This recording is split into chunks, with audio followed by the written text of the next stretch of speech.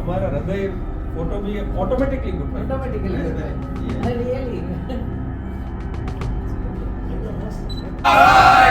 माफी मांगो माफी मांगो अमित शाह माफी मांगो माफी मांगो माफी मांगो अमित शाह माफी मांगो हाय रे बाजो हाय हाय माफी मांगो अमित शाह माफी मांगो हाय रे हाय हाय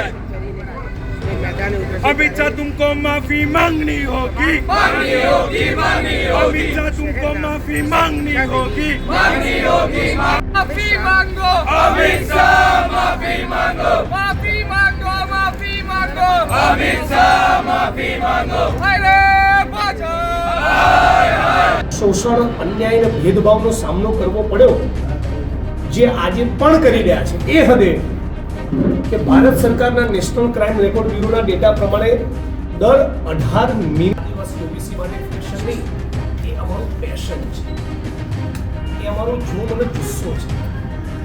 અને આ વંચિત વર્ગો સમાજના ન્યાય અને બંધારણમાં માન્ય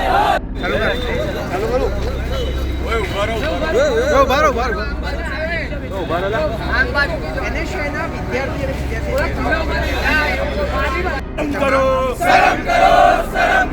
अमित शाह शर्म करो शर्म करो अरे करो થેન્ક યુ.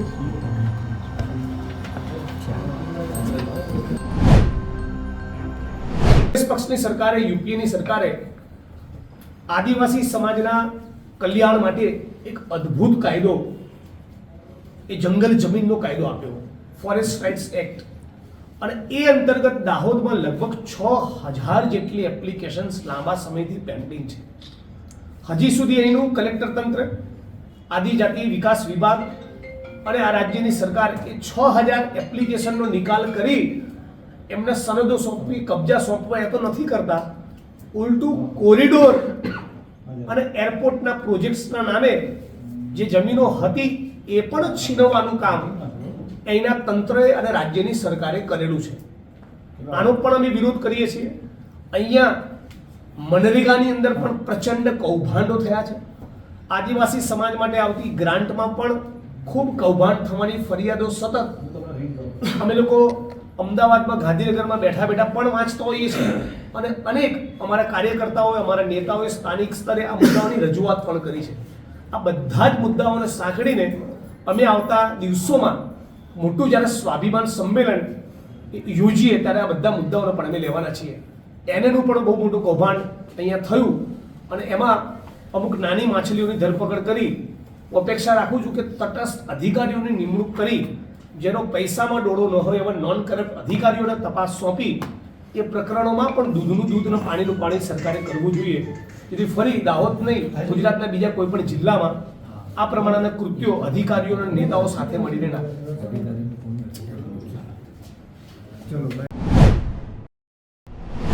2 दिन पहले भारतीय संसद दुनिया की पहली संसद बनी, जिस संसद के पटल पर उस राष्ट्र के संविधान के निर्माता का अपमान किया गया हो. 2 दिन पहले पार्लियामेंट में, संसद के सदन में अमित शाह ने अंबेडकर अंबेडकर अंबेडकर बोलना आजकल फैशन बन गया है.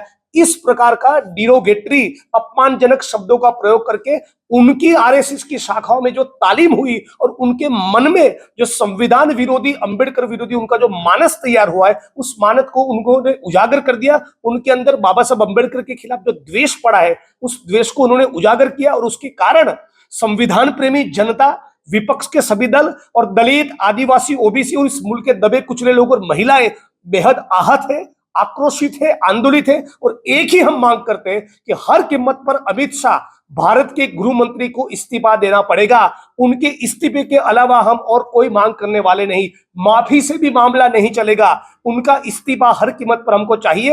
और यदि वो इस्तीफा नहीं देंगे, यदि भाजपा और नरेंद्र मोदी उनका इस्तीफा नहीं लेती, तो हम लोग सड़क पर उतरेंगे, इंकलाब करेंगे और उग्र आंदोलन होगा. ये बात प्रेस कॉन्फ्रेंस के माध्यम से जताना चाहते हैं. साथ साथ ये भी कह रहे हैं कि 23 अक्टूबर के दिन गुजरात के महिसागर जिले की कलेक्टर नेहा कुमारी ने जिस प्रकार से दलित और आदिवासी 90% एट्रोसिटीज के मामले ब्लैकमेलिंग के लिए कहते हैं, इस प्रकार का निवेदन करके खुद एट्रोसिटीज की विविध धाराओं के तहत गुना मुकदमा दर्ज हो इस प्रकार का कृत्य किया है, बावजूद उसके गुजरात की सरकार उनको प्रोटेक्ट कर रही है, उनकी ट्रांसफर नहीं हो रही, उनकी गिरफ्तारी नहीं हो रही, उनके खिलाफ मुकदमा दर्ज नहीं हो रहा है। तो ये हर कीमत पर अमित शाह का इस्तीफा और नेहा कुमारी के खिलाफ एफआईआर, इन मांगों को लेकर आने वाले दिनों में हम लोग सड़क पर उतरने वाले हैं और स्वाभिमान सम्मेलन भी योजने वाले हैं। 2 દિવસ પૂર્વે ભારતની સંસદ એ દુનિયાની પહેલી એવી સંસદ બની જે સંસદની અંદર જે તે દેશના રાષ્ટ્રના બંધારણના ઘડવૈયાનું અપમાન કરવામાં આવ્યું હોય, જગતમાં બીજો કોઈ આવો દાખલો નથી।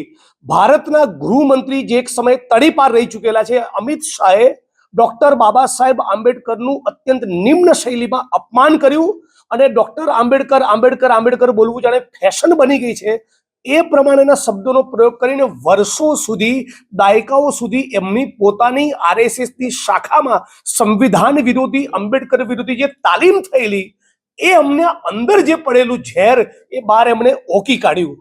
આની વિરુદ્ધમાં ન કેવલ ભારતના વિપક્ષી દળો છે પણ આ દેશનો દલિત, આદિવાસી, ઓબીસી, ગરીબ, વંચિત વર્ગ છે જેને ડોક્ટર બાબા સાહેબ આંબેડકરના કારણે, જેના દેશના બંધારણના કારણે છાતી ખોલીને સ્વમાનપૂર્વક જીવન જીવવાનો, ગૌરવપૂર્વક જીવન જીવવાનો અધિકાર મળ્યો, એને એના હકના અધિકાર મળ્યા, શિક્ષણ, આરોગ્યનો રોજગાર મળ્યા। આ તમામ વર્ગોમાં ડોક્ટર બાબા સાહેબ આંબેડકરની વિરુદ્ધમાં અમિત શાહે કરેલી કોમેન્ટના કારણે ભયંકર આક્રોશ છે અને એટલા માટે અમે માગણી કરીએ છીએ કે તાબડતોબ નરેન્દ્ર મોદી પોતે, ભારતીય જનતા પાર્ટી પોતે અમિત શાહનું રાજીનામું લઈ લે।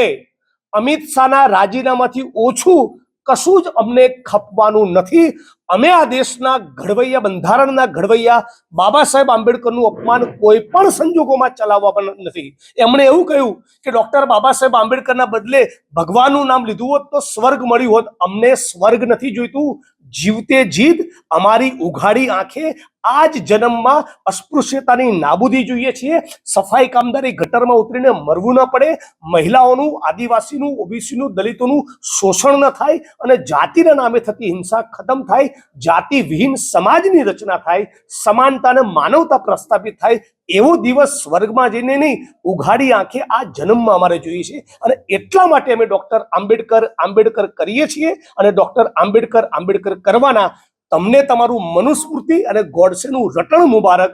અમે જય ભીમ બોલીશું, ડોક્ટર આંબેડકર જિંદાબાદ બોલીશું અને બાબા સાહેબના બંધારણની વાત કરીશું। સાથોસાથ ગુજરાતની અંદર 23 ઓક્ટોબરના દિવસે નેહા કુમારી મહીસાગર કલેક્ટરે પણ દલિત ને આદિવાસી 90% એટ્રોસિટીઝના કેસ બ્લેકમેલિંગ માટે કરે છે।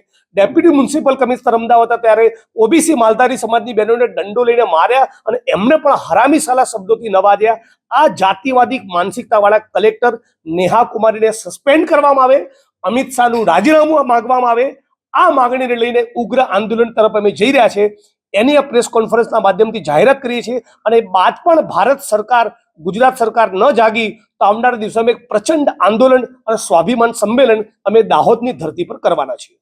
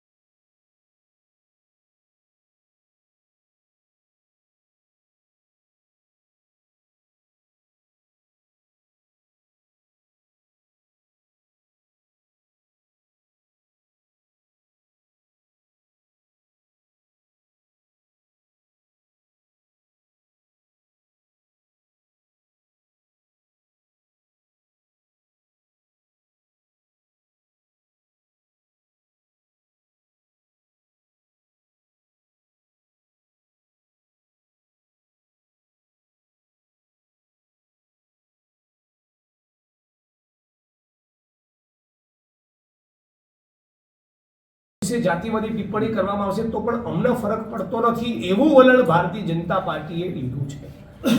અને આની વિરુદ્ધમાં ગુજરાતમાં ઓબીસી આદિવાસી દલિત સમાજમાં ખૂબ નારાજગી અને આક્રોશ છે. અને એ નારાજગી અને આક્રોશ આપ સૌએ મહીસાગરમાં 6 તારીખે ડૉક્ટર બાબા સાહેબ આંબેડકરના નિર્વાણ દિન 6 ડિસેમ્બરના રોજ એ આક્રોશ તમે જોયો હશે. બહુ મોટું સંમેલન અમે સ્વાભિમાન સંમેલન યોજ્યું અને એ દિવસે કરેલી જાહેરાત પ્રમાણે આવનારા દિવસોમાં દાહોદમાં, પંચમહાલમાં, છોટાઉદેપુર, અરવલ્લી, સૌરાષ્ટ્રમાં, મોરબી અનેક જગ્યાએ સ્વાભિમાન સંમેલનો અમે યોજવાના છીએ. અને એક જ માંગણી છે કે નેહા કુમારીને સસ્પેન્ડ કરો અને ગૃહમંત્રી અમિત શાહ પોતે બાબા સાહેબ આંબેડકર વિરોધી કરેલી ટિપ્પણીના પગલે રાજીનામું આપે. આ મુદ્દે આજની રેસ છે. ગઈકાલે પત્રકારોએ અમિત શાહને સવાલો પૂછ્યા હતા ત્યારે તેમણે જવાબમાં કહ્યું હતું કે ખરગેએ 15 વર્ષ સુધી ત્યાં જ બેસવાનું છે, હું રાજીનામું આપવાનો નથી, એ તમારી દાલ ગલવાની નથી, તેવા જવાબો આવ્યા છે. એ એમનું માનસ બતાવે છે. સ્વતંત્રતાના આંદોલનમાં આપણે સૌ જાણીએ છીએ આરએસએસની કોઈ ભૂમિકા નહોતી. ભૂમિકા હતી તો ફક્ત ગદ્દારીની અને અંગ્રેજોની ચાપલુસીની ભૂમિકા હતી. સુખદેવ, રાજગુરુ, ભગતસિંહ એની સાથે આરએસએસ નહોતું. ડૉક્ટર બાબા સાહેબ આંબેડકર, રામાસ્વામી પેરિયાર અને જ્યોતિબા ફૂલેની સાથે આરએસએસ નહોતું. ગાંધી અને સરદારની સાથે આરએસએસના લોકો નહોતા. અને સ્વતંત્રતા બાદ એમણે ગાંધીજી, સરદાર વલ્લભભાઈ પટેલ, બાબા સાહેબ આંબેડકર બધાએ સાથે મળીને જે સંવિધાન લખ્યું એ સંવિધાનની વિરુદ્ધમાં પણ નિવેદનો કરેલા કે મનુસ્મૃતિ જોઈએ છે, બંધારણ જોઈતું નથી. અને આજે એ જ દ્વેષ, એ જ માનસિકતા એ સંસદમાં અમિત શાહે પોતાની ઉજાગર કરી અને ડૉક્ટર બાબા સાહેબ આંબેડકરનું અપમાન કર્યું. અને અમે બધા એકદમ કૃત નિશ્ચયી છીએ, ડિટરમાઇન્ડ છીએ કે જ્યાં સુધી અમિત શાહનું માફીનામું માગવામાં ન આવે ત્યાં સુધી અમારી ચળવળ, અમારું આંદોલન, અમારી મુહિમ એ અમે છોડવાના નથી. અમિત શાહ રાજીનામું આપે અને નેહા કુમારીની ધરપકડ કરવામાં આવે, આ અમારી માગણી છે.